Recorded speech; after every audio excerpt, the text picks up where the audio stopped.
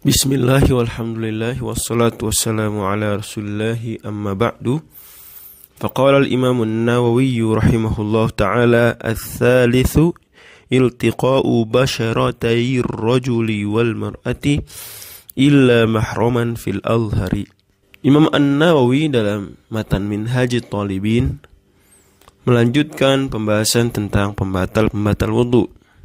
Dan beliau kali ini masuk ke pembatal wudu yang ketiga, yaitu bersentuhannya kulit laki-laki dengan perempuan illa mahraman fil azhari, tapi dikecualikan menurut salah satu dari pendapat Imam Asy-Syafi'i yang lebih kuat, yaitu kalau dia mahram. Dalil dari hal ini adalah firman Allah Subhanahu wa ta'ala, "Aw lamastumun nisaa falam tajidu ma'an fatayammamu sa'idan thayyiba." Allah Subhanahu wa ta'ala berfirman, jika kalian, jadi Allah menyebutkan beberapa pembatal wudu, kemudian mengatakan, atau kalian lamastumun nisa, kalian saling bersentuhan dengan wanita. Maka jika kalian tidak mendapati air, maka bertayamumlah. Di sini Allah Subhanahu wa ta'ala mengiringkan saling menyentuh dengan wanita, lamastum, yang dibaca juga dalam qiraat lain, qiraat Hamzah, Al-Kisai dan Khalaf al-Ashir, yaitu au lamastumun nisa. Lamastum pendek, artinya menyentuh. Lamastum saling menyentuh, lamastum menyentuh. Maka baik saling menyentuh atau menyentuh saja, ketika diiringkan dengan datang dari kamar mandi, yakni buang hajat dan pembatal wudu di ayat tersebut, dan diperintahkan setelah itu untuk bersuci kembali, maka ini menunjukkan bahwasanya menyentuh kulit laki-laki menyentuh kulit wanita atau sebaliknya, maka ini merupakan pembatal wudu. Dan lams yang digunakan di sini istilahnya adalah al-lams.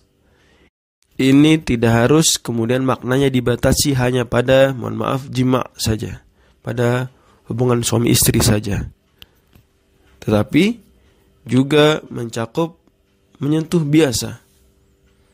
Karenanya Allah berfirman dalam qiraat lain tadi, qiraat mutawatirah, au lamastum.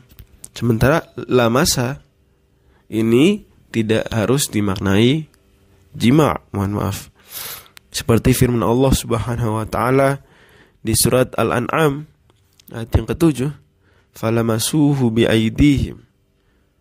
Orang-orang musyrikin tersebut andai diturunkan Al-Quran berbentuk buku, berbentuk kertas, kemudian mereka menyentuhnya dengan tangan-tangan mereka.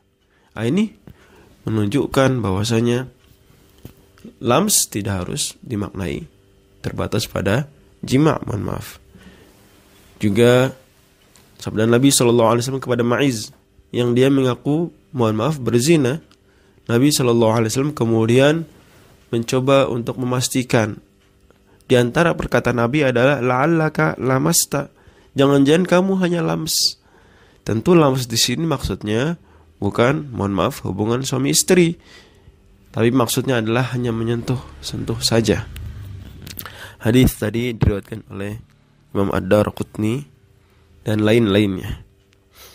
Jadi kesimpulannya, ayat ke-6 surat Al-Maidah, aula mastumun nisa, yang dalam qiraat lain dibaca juga aula mastumun nisa, ini adalah dalil bahwa menyentuh lawan jenis hukumnya membatalkan wudu, kecuali mahram. Dan ingat, kalau dikatakan dalam bahasa ini kecuali mahram, tidak termasuk istri, kan istri bukan mahram. Dalam artian buktinya istri bisa dinikahi, sementara mahram artinya yang tidak halal dinikahi. Dalam pembahasan ini istri bukanlah mahram, suami bukanlah mahram. Nah, Sentuhan yang bagaimana yang kemudian membatalkan wudu? Jawabannya adalah sentuhan kulit dengan kulit. Karena inilah yang dikatakan oleh para ulama madhinatun lisyahwah, memiliki potensi besar untuk membangkitkan syahwat meskipun tidak bangkit. Meskipun tidak ada syahwatnya, tetap ini hukumnya membatalkan wudu karena dia madhinnah. Karena dia berpotensi. Imam An-Nawawi menjelaskan bahkan lanjutannya wal malmusu kalamisin fil azhar, yang disentuh sama hukumnya batal juga seperti yang menyentuh, menurut pendapat yang lebih kuat dari salah satu pendapat Imam Asy-Syafi'i. Jadi di sini meskipun tidak sengaja, meskipun lupa, meskipun didorong, maka ini semua membatalkan wudu, baik yang menyentuh maupun yang disentuh. Hanya saja ingat ini persentuhan antar kulit. Adapun kalau kulit menyentuh rambut, kulit menyentuh gigi, kulit menyentuh kuku, maka rambut, gigi dan kuku ini tidaklah dihukumi seperti kulit. Sebagaimana lanjutan perkataan Imam An-Nawawi, wala tanqudu saghiratun wa sya'arun wa sinnun wa dhufrun fil asah. Menurut salah satu pendapat ulama Syafi'iyah yang lebih kuat adalah bahwa menyentuh rambut, gigi, dan kuku tidak membatalkan wudu.